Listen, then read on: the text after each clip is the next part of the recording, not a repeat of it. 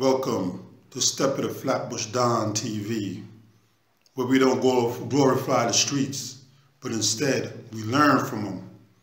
The wise learn from the mistakes of others.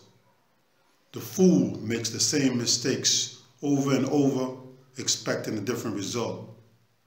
We all make bad choices, but the greatest among us use the lessons learned to help others avoid the pitfalls of the street, death style, where gold, opiates, diamonds become their god. I am Steppa, your host. Peace, development, and unity is our code. Today's topic is Spanglers. Now, who were the Spanglers? Or who are the Spanglers? Because they're still around. Now, the Spanglers got their name from the community, the stronghold where they sprung up from, which was Matthews Lane. Matthews Lane is a PNP, People's National Party, stronghold in Jamaica. Now, we understand that most of these posses are aligned with political organizations. Like the Shower Posse, they're aligned with the JLP, Jamaica Labour Party. The Spanglers, their chief rivals, is aligned with the People's National Parties. The Shower Posse's colors is green. The Spanglers' colors is red, because they're socialists. It's a socialist party. So now,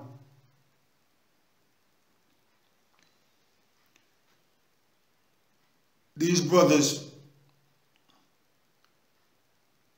are aligned to political party to do what? Well, what they do is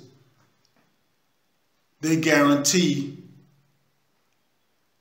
the vote for their political leaders through voters' intimidation.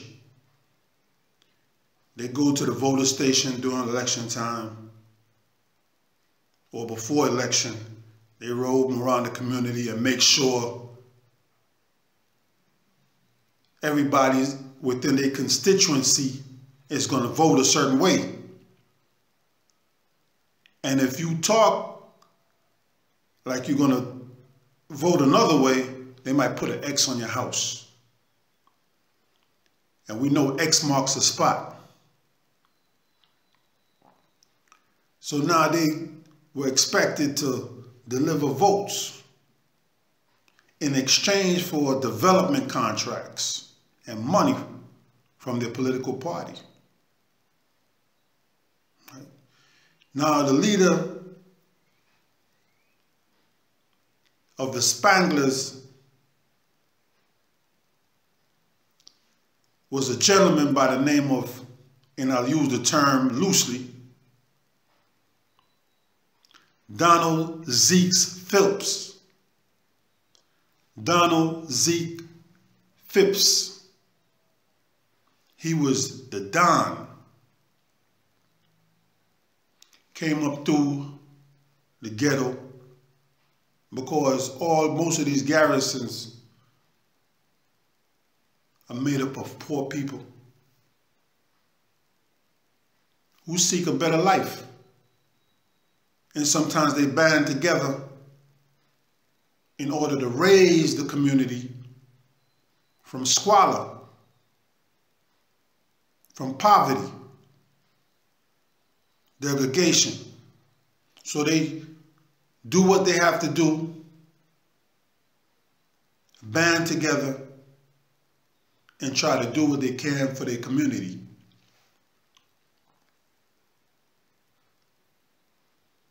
Right?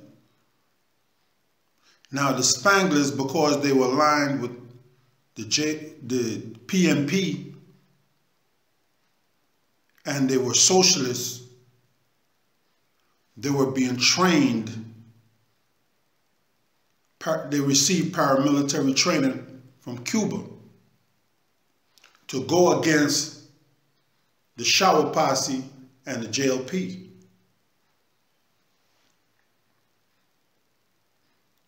Now, being that they had strongholds in Jamaica, they also migrated outside Jamaica to basically most of the same places the Shower Posse was. You could find the Spanglers also, if not in the same townships or the same cities, neighboring cities.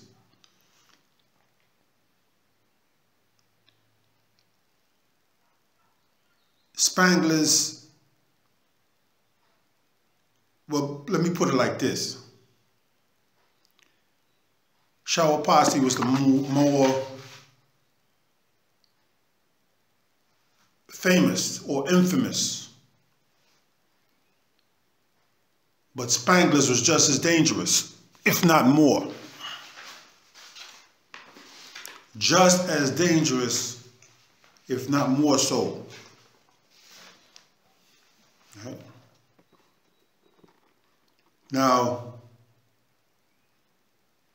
we're dealing with criminal organizations. And with criminal organizations, we understand that they have tentacles. Tentacles that reach far beyond their origins.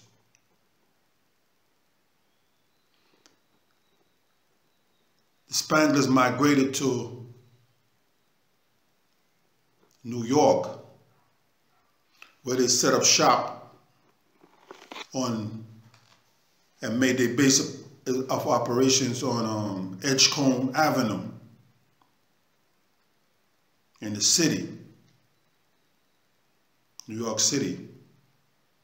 They were also found in Camden, Trenton, Inglewood, New Jersey, Bridgeport, Connecticut, New Haven, Hartford, and so forth.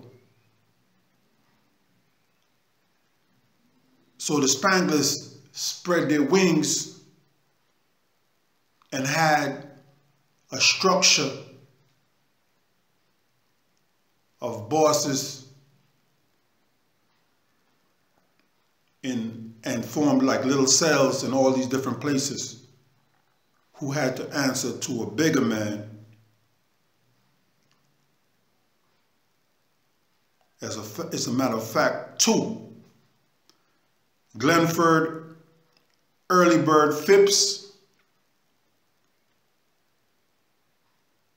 who headed the New York City base operations for the Spanglers, along with Toywell, Cow, Phillips on Edgecombe Avenue. And on Edgecombe Avenue, that was the headquarters, that was a stronghold. So now, these two individuals, these two generals, had to report to Zeke's.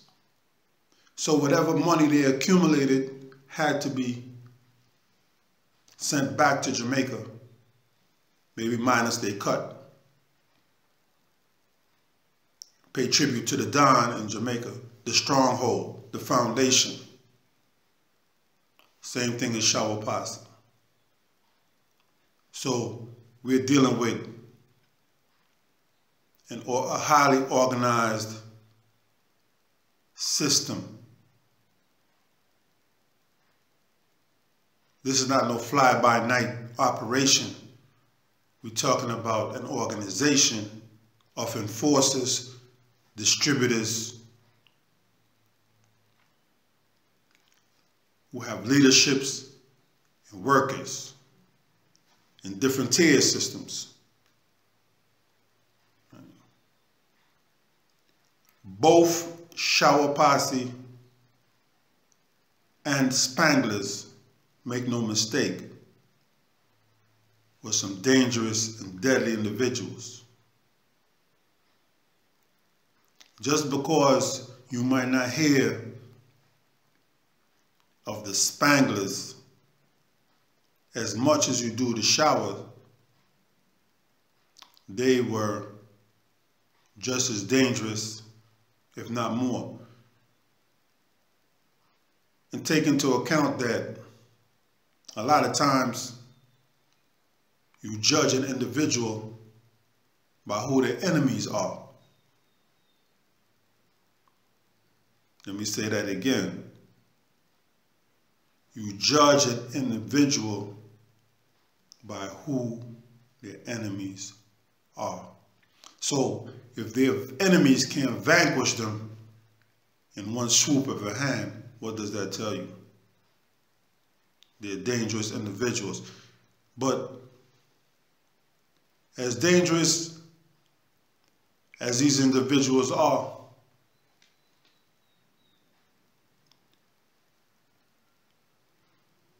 most of them end up doing life in prison,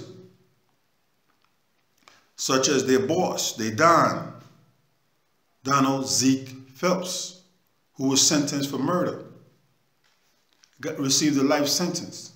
And most of them, that's their fate. That's how they end up. Life sentences. Why? Because of the bodies they stack up along with the money. You're making money at an alarming rate. And this was, as I said, I grew up knowing a lot of these guys. And a conversation I had with a Spangler was that on Edgecombe,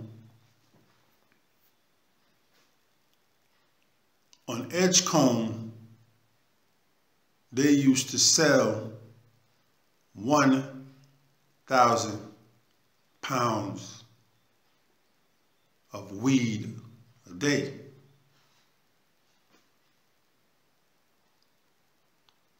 That gives you a magnitude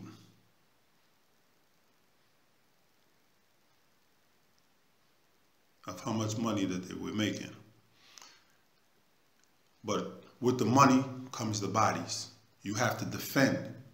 If you're making X amount of dollars and people see it, you got wolves out there. They're coming. They're going to try you. That goes with the game. They're going to try you and think they could take what you got. And guess what? You're not going to let them. Because if you allow them to take from you, then everybody else is going to feel like they could take from you also. Then now you become a victim. So now you got to keep on putting in work. You got to put the murder game down. You got to put the fear game down. You got to let the streets respect you. And in doing that, you got to rack up the bodies. When you rack up the bodies, you step over into a category of being a monster. You step away from humanity. You become a problem. Because the authorities have to answer to their superiors and to the regular public as to why these individuals with their shootouts and stray bullets and their drug peddling is affecting common decent citizens, working citizens. So now guess what? The authorities is under pressure. They don't want to look bad. They want to maintain their respect. So what they do, they try to crush you. They come after you with everything they got to remove you from the street. Be it life in prison, be it death. So as I said before, sometimes we get involved with these games not knowing what's in store for us down the line. But it's nothing good. I know few people who have survived unscathed. Those who have made a lot of money in the game have usually lost their freedom, their families, their lives, or their mind, their humanity. So now you have to ask yourself, was it worth it? Was it worth it? Was it worth it? You got the Spanglers distributing cocaine and weed, and sometimes heroin. But their major source of income was weed, marijuana, chronic, high-grade, dro, whichever name you want to call it. So these individuals were stacking up money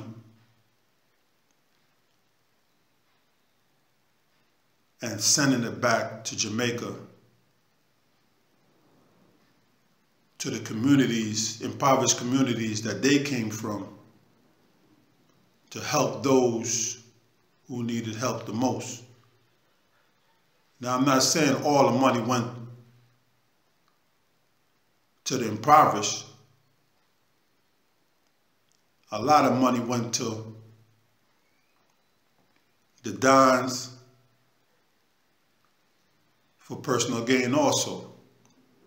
It all depends on leadership. But when you have wolves around you, moving in your service, you have to make sure that these wolves are well fed. Because if they're not well fed and happy with you and your leadership, guess what? You're out of here. They will